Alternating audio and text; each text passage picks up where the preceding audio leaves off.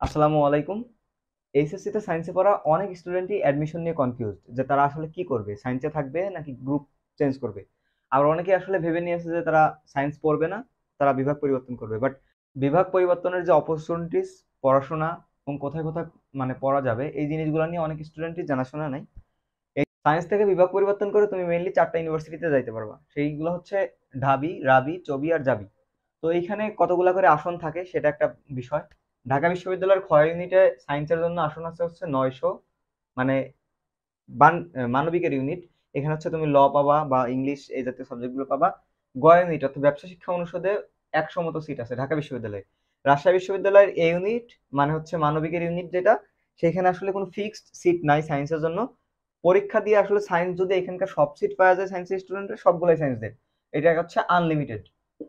আর B unit যেটা ব্যবসা শিক্ষা অনুষদ, সেইখানে হচ্ছে 150টা মতো সিট আছে। চট্টগ্রাম বিশ্ববিদ্যালয়ের বি ইউনিট, ডি ইউনিট, তারপরে হচ্ছে সি ইউনিট এ সহ কিছু উপ ইউনিট মিলায়া মোটামুটি হচ্ছে 1200 মতো সিট সায়েন্সের স্টুডেন্টদের জন্য বরাদ্দ আছে, মানে সায়েন্স ফ্যাকাল্টি বাদে।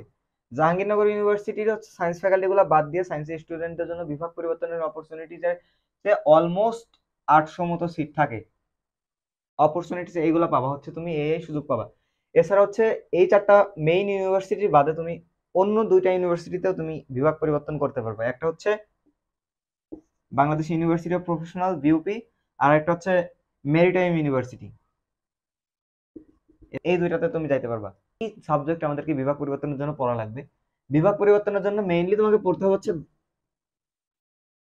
বাংলা, ইংলিশ আর জিকে।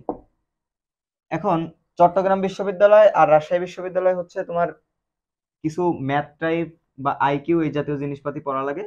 তো আইকিউ, বাট এটা ম্যান্ডেটরি না। তুমি যদি এই 3টা ঠিকঠাক পড়তে পারো তুমি বিভাগ পরিবর্তনের একটা আশা করতে পারো। যোগ্যতার ব্যাপার হচ্ছে 3.5 7.5 পাইলে মোটামুটি সব জায়গায় পরীক্ষা দেওয়া যায়, রাজশাহী বিশ্ববিদ্যালয় বাদে। রাজশাহী বিশ্ববিদ্যালয়ে একটু বেশি লাগে, এটা ধরো যে মোটামুটি 8 থেকে 8.5 মতো।